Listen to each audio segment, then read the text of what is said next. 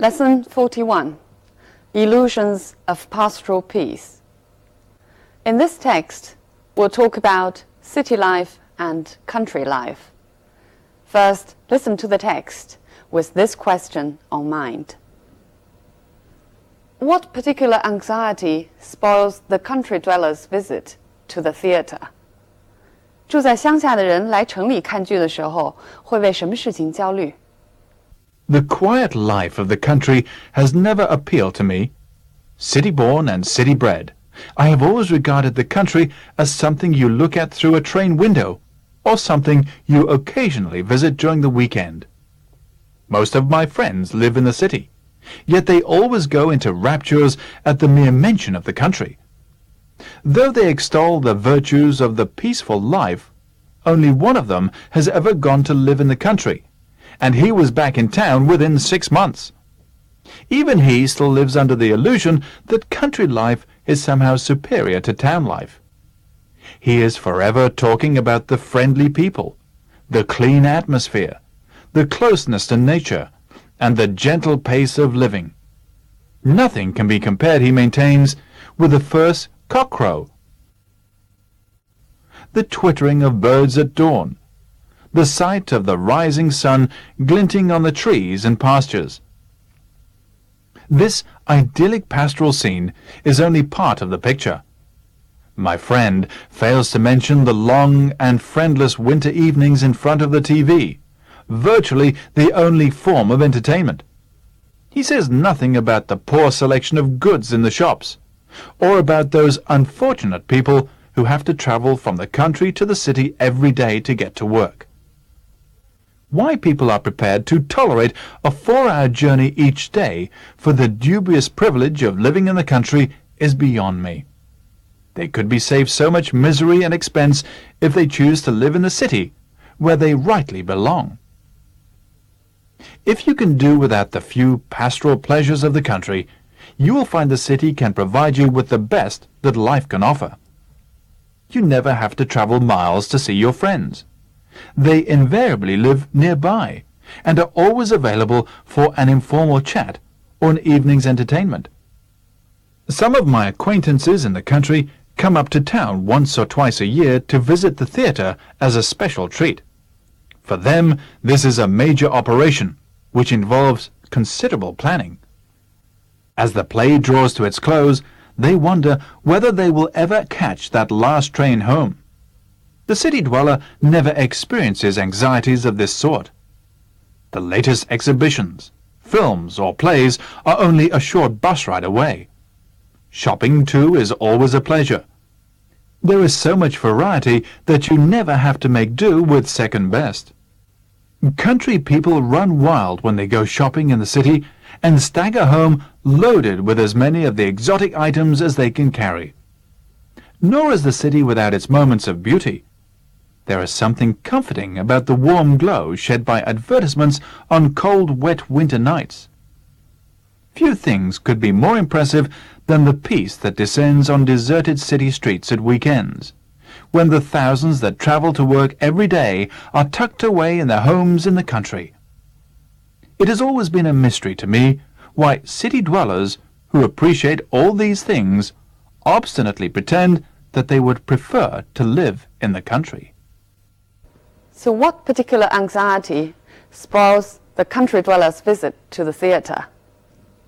Right, it is the worry about whether they will be able to catch the last train home. This text compares country life with city life, so it's an essay of comparison and contrast. The author's view is quite clear. He prefers the city life. And what is more, he is against those city dwellers who always claim to love the country life. So he presents his friend's view first, and then adds the negative sides of country life to it. And then he describes the advantages of city life. And he emphasizes that these advantages are not available for the country dwellers. Right, now let's look at some language points in the text. City-born and city-bred. Here it means that I was born in the city and I was brought up in the city. If an animal or a plant breathes, it produces offspring. If a human being is bred, he or she is brought up. Look at this example. He had been bred to be a gentleman. 他从小被教养成为一个绅士。那么我们学过它的同义词 bring up. The sad truth is that most of us have been brought up to eat certain foods. I have always regarded the country as something you look at through the train window, or something you occasionally visit during the weekend. 作者呢做了2个比较，意思是形容乡村离自己生活之远，顶多呢是偶尔供来消遣的。Yet they always go into raptures. To go into means to enter a certain kind of state, or to achieve a kind of effect. For example, go into a temper, 发脾气. Go into effect, 开始生效. Go into raptures. Rapture means extreme happiness or extreme excitement. For example, she went into raptures at the news of her success. 听说自己成功之后，她狂喜。At the mere mention of the country, it means so long as the country is mentioned, they always go into raptures. Look at this example. She blushed at the mere mention of his name. 他的名字一提起来，她就脸红了。They extol the virtues of the peaceful life. Extol means praise highly, and it is more formal than praise. For example, we can also say extol the merits of, to mean the same as to extol the virtues of. 高度赞扬什么的好处。Look at this example. His book extols the benefits of vegetarianism. 他的书呢，宣扬了素食主义的好处。The virtues of the peaceful life. Here, virtues means advantages. Virtue 还有另外一层词义，是指人的美德。它的反义词是 vice, 缺陷。For example, courage is a virtue. 勇气是一种美德。But in this example, the virtue of a small car is that you can park it easily. Here, virtue means advantage. He was back in town within 6 months. In town means he was back to where he lived. 回到他住的地方。Similarly, you can also say out of town to mean leave the place you live. For example, I'll be out of town for about a week. 我会出门1个星期。He still lives under the illusion that. Under the illusion that means he still wrongly or falsely believes that. For example, the boss is still under the illusion that the project will be completed on time. 老板还错误地以为这个项目会按时完成。Country life is somehow superior to town life. Superior to means better than. 它的反义词是 inferior to. Look at these examples to see what superior means. He simply believes that men are intellectually superior to women. 他相信男人在智力上优于女人。He was a superior candidate for this task. Here, superior means excellent. 他是完成这项任务的出色人选。He always has such a superior attitude. Superior attitude 是一种高高在上的态度。Nothing can be compared with the first cockcrow. He maintains. He maintains means he insists, especially when other people disagree with him. Look at this example. He maintains that he has never made such a remark. 他坚持说从来没说过这么一句话。Nothing can be compared with something means nothing is better than something. For example, nothing can be compared with a cold drink on a summer night. 这句话也可以说成 There is nothing to compare with a cold drink on a summer night. The rising sun glinting on the trees and pastures. Glint means to shine. For example, her diamond ring glinted on her finger. 她的钻戒在手指上闪光。Virtually the only form of entertainment. Virtually means almost. Look at more examples. The twins are virtually identical. 双胞胎呢，几乎一模一样。It was virtually impossible to find a Chinese restaurant in this area, but now it's much easier. 从前在这儿要找一个中餐馆，几乎是不可能的，但是现在就容易多了。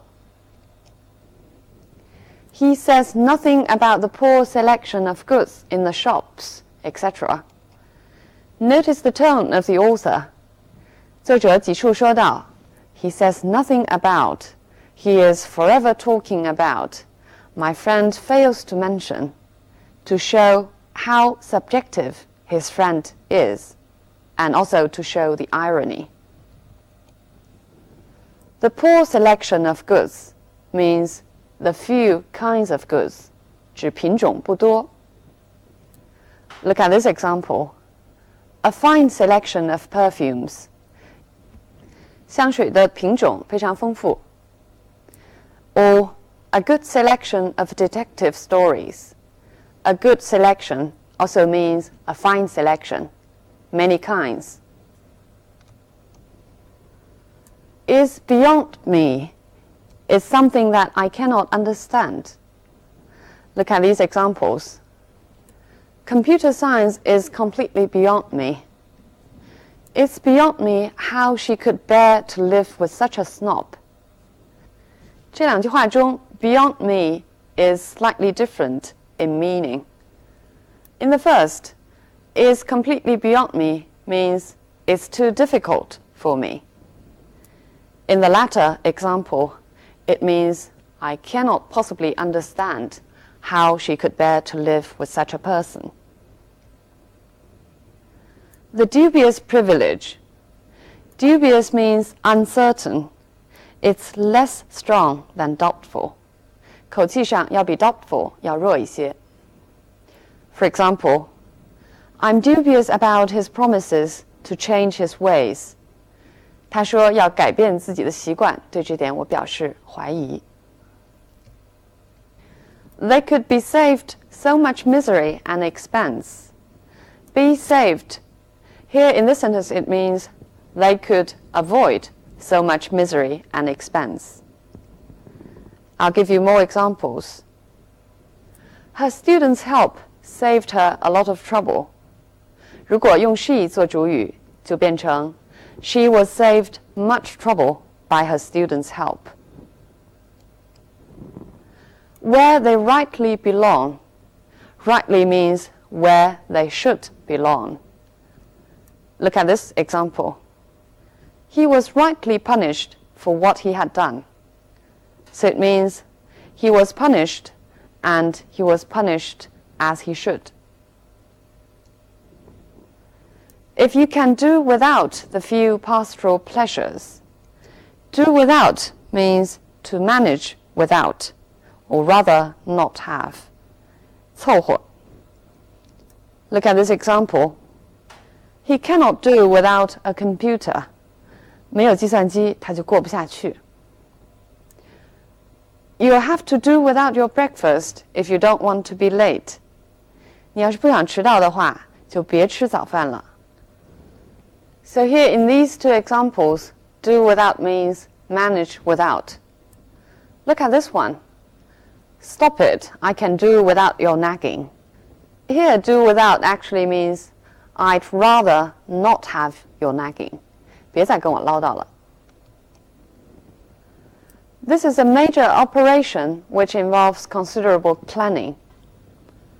This is a major operation.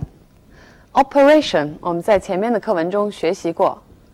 The salvage operation. So it means a set of actions. 但是在这里其实是一种夸张。Which involves considerable planning. Involve here means which includes, which needs a lot of planning. Look at this example. The new system involves little new technology. 这个新的系统并不需要什么新的技术。You never have to make do with second best. Make do with or make do without means manage with or without. For example, new clothes are expensive, so you have to make do with what you've got. 拿现有的东西凑合吧。Second best means not the best and not the most desirable. For example, she's always striving for excellence and refuses to settle for second best. 她总是在朝最出色的目标努力，有一点差距都不接受。Country people run wild. Run wild means to go uncontrolled. Look at this example. As soon as their mother left, the children ran wild. 孩子们就开始撒欢儿。Run 后边还可以加上其他的形容词。It means become a certain kind of. For example, money is beginning to run short. 钱不够了。Supplies are running low. 供应不足。There's a popular English song named Till the River Runs Dry. 等到河流干枯。Stagger home. Stagger means unable to walk steadily. 它的同义词是 stumble. Stagger usually means walk unsteadily because of drunkenness or burden. 课文中的句子是说负担太重，走得摇摇晃晃。Look at this example. As we went into the bar, a drunken man staggered out of the door. Here it refers to walking unsteadily because of drunkenness. The exotic items. Exotic is an approving word.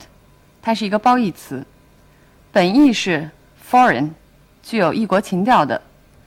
But here it means the unfamiliar, the exciting. There is something comforting. Comforting means 令人觉得安慰的 consoling. For example, it's comforting to know that there's someone to turn to when one needs help. The warm glow. Glow 这里指的是广告灯箱发出的光。Glow when describing fire means burn without flames. For example, the glow from the dying fire lit her face. 渐渐熄灭的火光映着她的脸。The peace that descends on deserted city. Descend on is a literary expression. 这是一个比较书面化的说法，意思就是笼罩着或者降临。Look at two more examples. Silence descended on the room. 寂静笼罩着房间。A feeling of despair descended on us as we realized that we had no choice. So you can also use some kind of feeling descends on somebody. It has always been a mystery to me.